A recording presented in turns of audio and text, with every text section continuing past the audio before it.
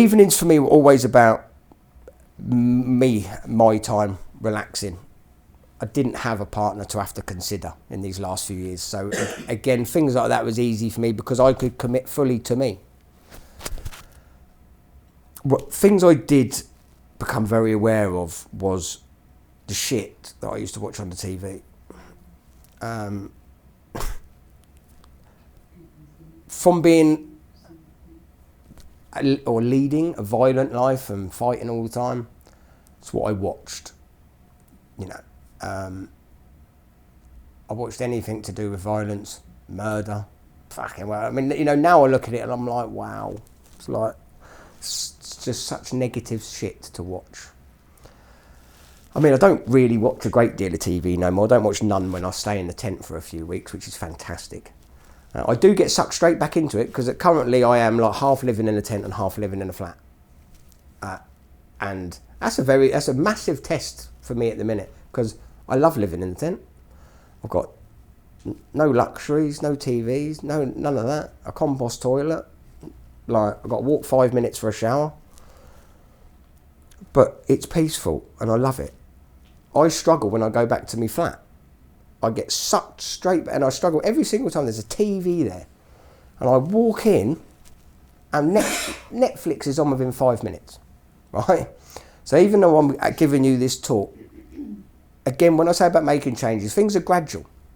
Like, me cutting TV out of my life is fucking gradual. It's okay when I'm in the tent because I've got my lovely mindful existence in the forest. You know, I choose that and it's easy. I'm still adjusting to making changes at home. You know, so don't put any pressure on yourself. If you take a good hard look at yourself and go, wow, there is loads wrong in my life. Don't try and change it all at the same time. Can I add one thing to that evening? Yeah, avoid poisonous television. Also avoid alcohol. Alcohol shuts you down. And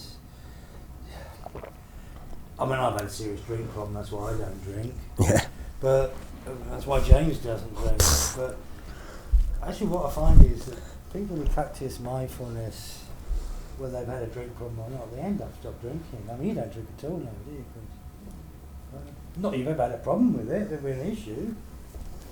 Just don't want to, just don't like it anymore. Because what you'll discover is that alcohol puts you back in here. Yeah. Puts you back in the box. So you're making 2 steps forward and 1 step back every time you have a drink. And if you can cut the alcohol out even for a couple of weeks, the shift in your awareness will be so powerful you ain't going back. I'd say that alcohol is probably the biggest single factor in the suppression of human consciousness. Yeah, absolutely. Yeah, sorry, I stole that. No, that's a really good point. And you said that, saved me having to say it. It's but again, it's right. You know what I mean? With the alcohol thing, it's, you know, so it just numbs you. Do you know what I mean? If you're having, it's just so easy to start drinking more. Do you know what I mean? Especially if you've had a bad day or something like that. You might only have that 1 glass, but you might have a bad day and you're drinking a bottle of it. And then the next day is a nightmare. And if you drink, especially for me, I love feeling great all the time. Like in myself. Like the thought of ever having a hangover again now that I caused, well, it's just never happening. Even slightly like, ugh. That is absolutely like, I mean, you couldn't pay me any amount of money to drink a sip of booze. But again, alcohol is obviously just, it's no good. But diet is another massive thing that was one of the things I changed really early on. Because I did learn early on that what you put in, what you get out. So if you put loads of shit in, then expect to have shit come back out. You know, if you feed your body with rubbish, you're just going to act rubbish. I don't know anyone that can eat tons and tons of shit, drink loads of stuff, and be great and be happy and healthy. It's so Really assess about your diet. Now, I'm not telling anyone about any certain diets or anything like that. Like I say, it's all, I've tried vegetarian, carnivore, I've tried them all. And for me, carnivore diet is the best one. I know some people thrive on vegetarian diets, but this is something for you to look at and be honest with yourself. This is a big thing.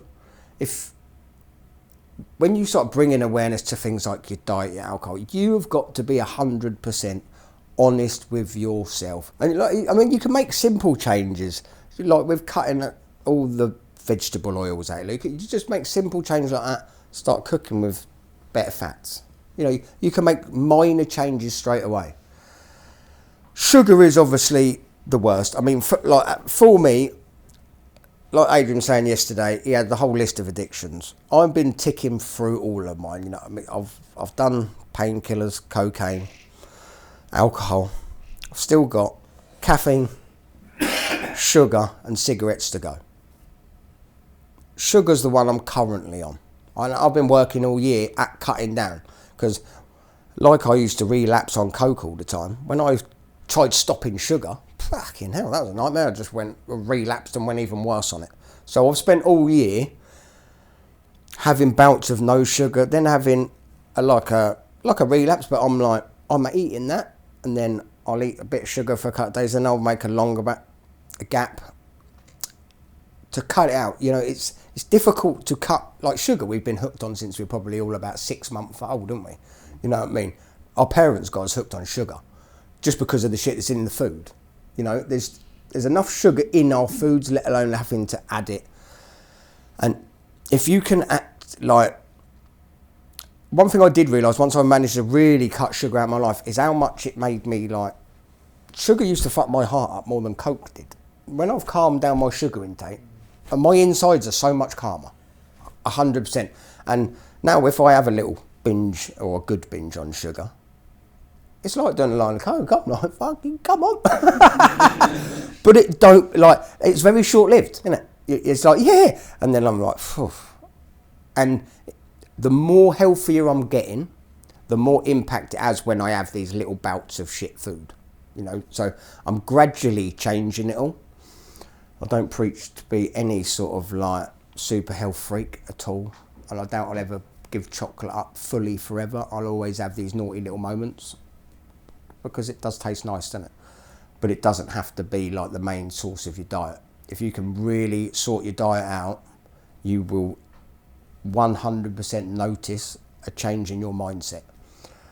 Which then, if you can help your mindset by helping it with your diet, it makes the rest of your life a lot easier. Love life.